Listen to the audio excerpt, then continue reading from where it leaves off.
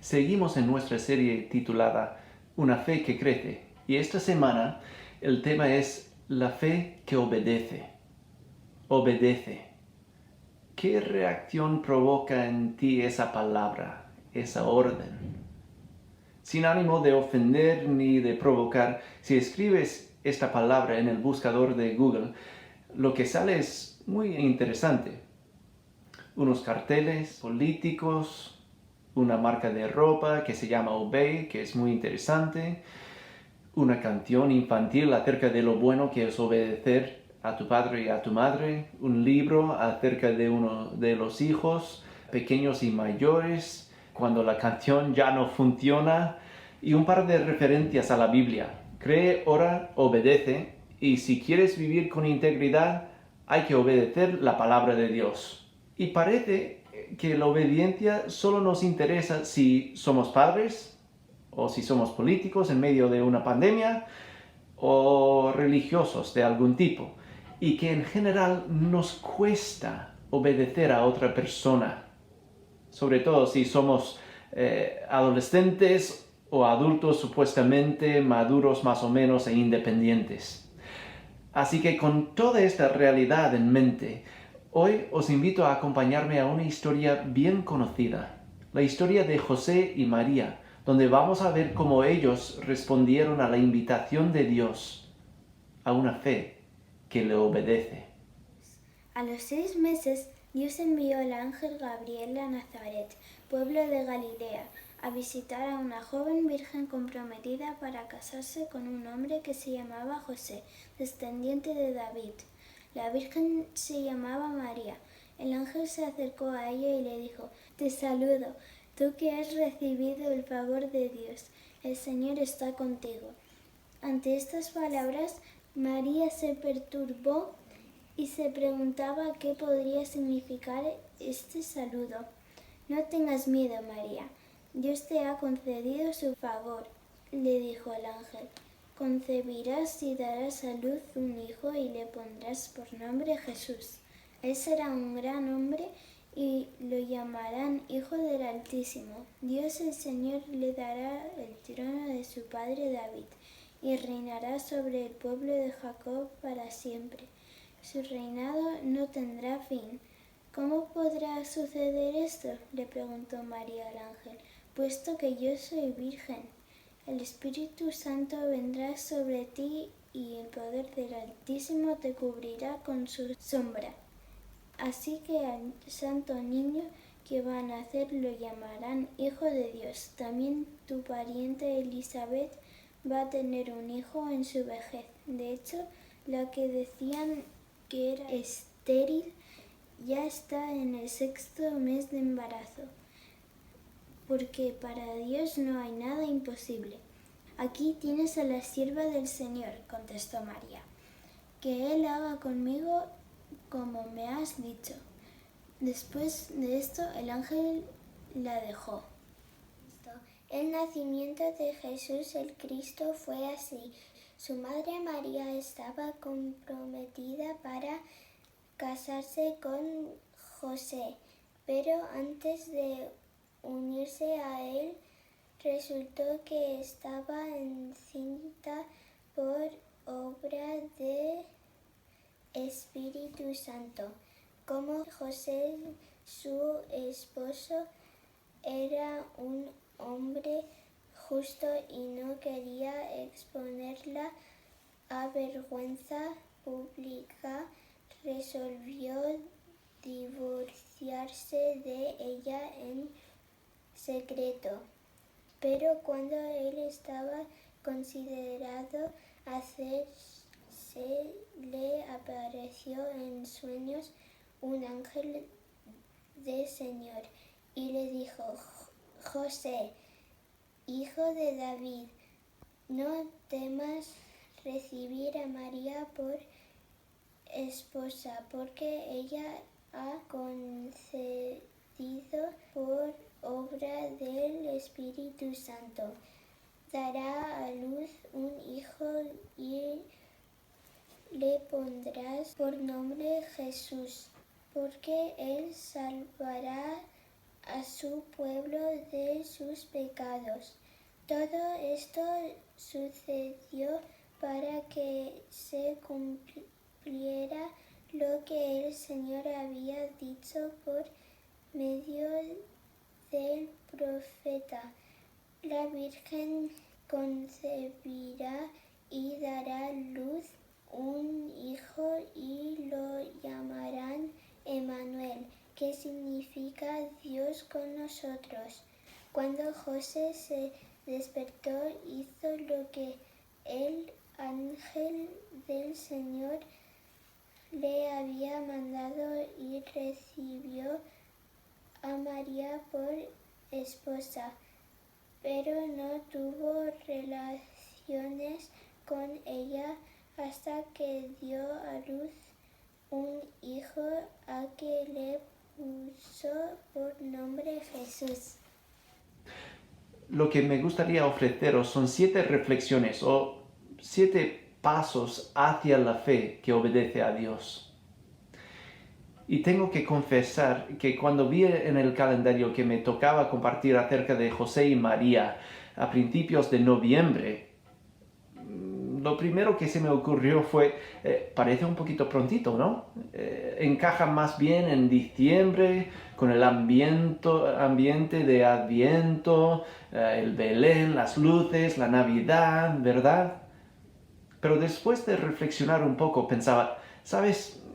Esto nos ayuda a desmitificarles un poco, a ver a José y a María fuera del contexto tradicional y romántico de la Navidad y verles no como estos grandes personajes, sino como las personas reales que eran, personas normales y corrientes. José, un carpintero y albañil que sabía trabajar con las manos, que tenía ganas de casarse con María y así empezar su vida juntos. María, una chica joven, tal vez de unos 13 o 14 años, de una familia humilde, de un pueblo pequeño, Nazaret, en Galilea, el quinto pino del Imperio Romano. La fe en Dios, la fe que obedece, no es solo para los gigantes espirituales, sino para todos, para ti y para mí. Y cuando leemos la historia de José y María, es interesante ver cómo Dios le habla a cada uno. María está ahí en su casa haciendo la colada, la comida, la limpieza o lo que sea, cuando de repente se le aparece un ángel e interrumpe su día y su vida y empieza a hablarle y le da este mensaje. Hola María, tú que has recibido el favor de Dios, el Señor está contigo. ¿Y cómo reacciona María? Está confundida, la pobre.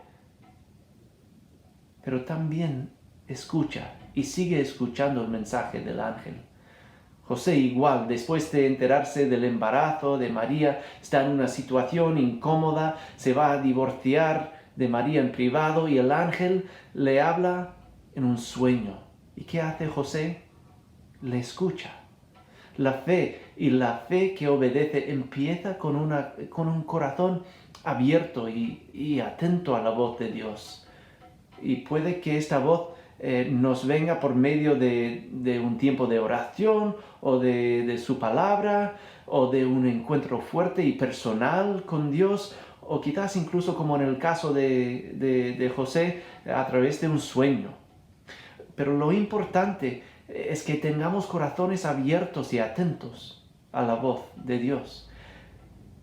Y siendo sincero, esto no es muy fácil en nuestro mundo de tantas distracciones, las redes sociales, tantos anuncios en internet, tantas notificaciones en el móvil, tantos WhatsApp por un tubo y los grupos de WhatsApp, el trabajo que nos pide mucho, tantas cosas que compiten por nuestra atención. Si vamos a obedecer a Dios, necesitamos escucharle. Y para poder escucharle en nuestro mundo tenemos que apartar tiempo para estar en silencio, para recuperar nuestro corazón y permitir el espacio y el tiempo para que el corazón se recupere, para que pueda abrirse y ser atento a la voz de Dios. ¿Cómo necesitas tú crear espacio y apartar tiempo sin distracciones, aunque sean 5 minutos, para que tu corazón pueda ser más abierto y más atento a la voz de Dios? Y esto me lleva a mi tercera reflexión. La fe que obedece es una fe profundamente personal. No es una fe fría ni totalmente a ciegas, no es la obediencia pura y dura, ni es una fe casual, ni la fe en la fe. Porque no estamos hablando de la obediencia a unos principios impersonales o a una fuerza impersonal. Cuando Dios habla con José y María, es una conversación personal a través del ángel, porque Dios es profundamente personal, es la esencia del amor y nos ama y quiere tener una relación íntima con nosotros. Y cuando nos habla y nos da órdenes o mandamientos, quiere cosas que Él quiere que hagamos, siempre nace de ese amor personal que tiene para con nosotros. La fe que obedece es una fe personal, basada en una relación íntima que necesitamos cultivar y nutrir con el Dios Trino, el Dios vivo. ¿Cómo has estado cultivando esa relación en las últimas semanas? ¿Y de qué manera concreta necesitas cultivar esa intimidad con Dios en esta semana que viene? Cuarto, vemos en José y María que la obediencia fiel siempre conlleva el riesgo. Y esto casi puede parecer una contradicción en comparación con lo que acabamos de decir acerca del amor de Dios. Pero no lo es. Podríamos pensar, bueno, si Dios nos ama, ¿por qué no nos lo pone más fácil, sin desafíos, sin riesgos? ¿Por qué no soluciona todos los problemas antes de invitarnos a confiar en Él y seguirle? Por dos razones, entre muchas otras. Primero, porque como cristianos vivimos en una historia épica donde hay peligros reales, peligros a nivel físico, a nivel social, a nivel personal, a nivel espiritual. Y segundo, porque Dios nos invita, en medio de esa historia, nos invita a cada uno a crecer en nuestra fe en Él, en nuestra confianza en Él, en nuestra dependencia de Él. Y para ello, tenemos que arriesgarnos. Si José y María obedecen a Dios, corren muchos riesgos. Para María, ¿qué van a decir sus padres cuando se enteran de que está embarazada sin haberse casado primero? ¿Qué va a decir José? ¿Cómo va a reaccionar? ¿Cómo la van a tratar en su comunidad? ¿La van a apedrear como adúltera o qué? Físicamente, ¿cómo será el embarazo? Sobre todo en un mundo donde muchos embarazos terminaban en la muerte, o de la madre, o del bebé, o de los dos. Y para José, a nivel social, ¿qué van a decir de él? ¿Qué pasa si esto no sale bien? Todos los peligros que hay en el mundo y yo tengo que proteger a María y al bebé. Me toca a mí criar al Hijo de Dios. ¿Y yo como el padrastro del Mesías? ¿Qué pasa si yo no sirvo para eso? Si no soy el mejor ejemplo. Los riesgos que asume un padre o un padrastro no son moco de pavo, ¿verdad? Porque los riesgos de una fe obediente, como vemos aquí, son muy reales. Y aquí vemos quizás el mayor obstáculo a la fe y a la fe obediente: el miedo. Es muy curioso que en casi todas las escenas del nacimiento de Jesús, antes, durante, después, aparezca el miedo. Esa palabra aparece ahí. El ángel Gabriel viene a María y después de saludarla de esta manera tan rara, le dice: no tengas miedo, María, Dios te ha concedido favor. ¿Pero miedo de qué? Hombre, obviamente por el susto que le pegó el ángel. No son todos los días que se te aparece un ángel en tu casa, un mensajero guerrero de Dios. Pero también, sin duda alguna, Es el miedo que va a provocar este mensaje que le va a dar. Y esta reacción, Dios quiere que yo sea la madre de su hijo. Y todas las dudas que acabamos de mencionar, los riesgos que va a correr a nivel social, a nivel relacional, personal, físico. Y José, cuando a pocos meses de la boda se entera de que su novia, su comprometida, está embarazada y sabe que él no es el padre, qué golpe, ¿verdad? Y luego ella viene contando esta historia de que lleva el Hijo de Dios en su vientre. Sí, hombre, eso es lo que dicen todas las madres, ¿verdad? El pobre está destrozado. Está destrozado con todos los planes que tenía de cómo sería su matrimonio y su familia, intentando llevar una vida más o menos tranquila. Lo que sufre José no es un mero susto, sino una bomba atómica a todos sus planes, todos sus sueños, y él tiene un miedo profundo que le desorienta cuando ve el futuro. La realidad es que ante la decisión de arriesgarnos y confiar en Dios y obedecerle, el miedo nos puede paralizar. Porque si confío en Dios y hago las cosas a su manera, a su tiempo, ¿qué me va a pasar? ¿Qué voy a perder?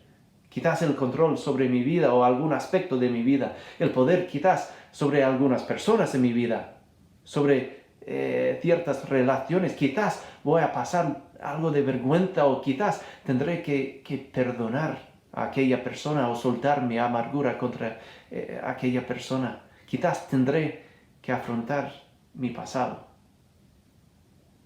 O quizás podríamos plantear la siguiente pregunta. ¿Qué me voy a perder? ¿El placer de una relación temporal y pasajera? Quizás me voy a perder ciertos hábitos, personas, relaciones, formas de pensar que no me hacen bien, pero bueno, me gustan. Siendo sincero, cuando hablamos de tu relación con Dios, de andar en sus caminos, de hacer lo que Él te pide, ¿qué miedos tienes? ¿Qué miedos surgen a la superficie de tu corazón? Dios sabe que tienes esos miedos. Dios sabe que José tiene mucho miedo. ¿Y cuáles son las primeras palabras del ángel a José? José, hijo de David, no temas, no tengas miedo de tomar a María como esposa, porque el bebé que lleva en su vientre, la historia que te ha contado es verdad, sí que es obra del Espíritu Santo. José, todo lo que tenías pensado e imaginado para tu vida, para tu futuro, sí que está destrozado. Pero no tengas miedo de seguir adelante porque Dios te está invitando a su sueño, a sus planes, a su misión de rescate para su mundo. Y tienes un papel importantísimo que jugar aquí, José. Dios nos invita a reconocer nuestro miedo ante Él.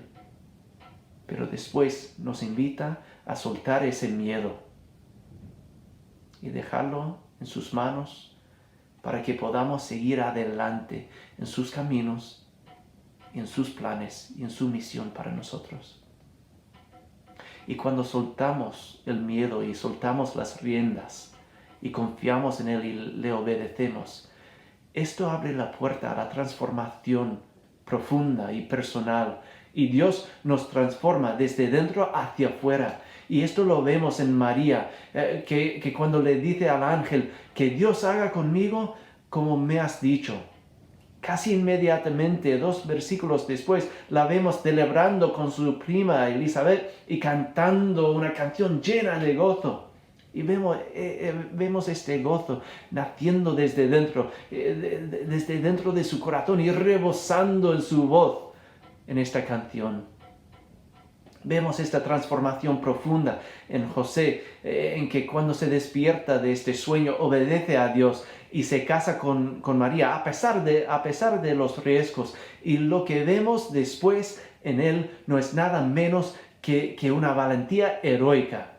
Lleva a María ya súper embarazada, de 8 meses por lo menos, en un viaje de 3 días a pie, de Galilea a Belén, porque eso es lo que tocaba hacer, tenía que hacerlo sí o sí. Luego parece que atiende el parto de María cuando da a luz a Jesús. Hombres, en serio, eso es heroico, ¿verdad?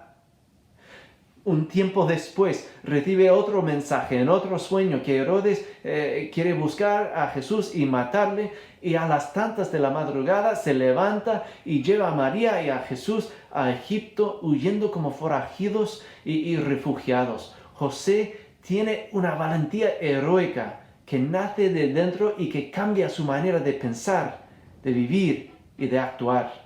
Esa transformación personal es lo que pasa cuando confiamos en Dios y le obedecemos. Una última reflexión. La decisión de José y María de obedecer a Dios cambió el mundo y cambió la historia de nuestro mundo. Y sería muy fácil decir, ya, pero José y María, vamos a ver, eran personas especiales, elegidas por Dios y tenían un papel importantísimo que jugar en la historia mundial, pero yo soy una persona normal, un cristiano normalito. Y si eso es lo que estás pensando, quiero decirte dos cosas. Primero, no hay personas normales. Eres alguien único, quizás viviendo una vida más o menos normal y corriente dentro de nuestra cultura y sociedad, pero eres una persona especial, elegida por Dios en Jesús. Y segundo, la decisión de obedecer a Dios en las cosas grandes e importantes de la vida y también en las cosas cotidianas, a nivel relacional, a nivel de nuestras actitudes y relaciones. Esta decisión de obedecer a Dios cambiará nuestro mundo, nuestro entorno, nuestras relaciones, nuestras familias. Y me encanta como Dallas Willard lo plantea en su libro La conspiración divina. Él dice lo siguiente: fuimos diseñados para que contáramos para algo. Igual que el agua fue hecha para correr cuesta abajo. Somos puestos en un contexto específico para contar en maneras en que nadie más cuenta. Eso es nuestro destino. Dios cambió el mundo a través de la fe obediente de dos personas normales llamadas José y María. Y Dios quiere cambiar el mundo a través de ti. ¿Qué paso necesitas dar hacia esta fe gozosa, esta fe valiente, esta fe que obedece a Dios?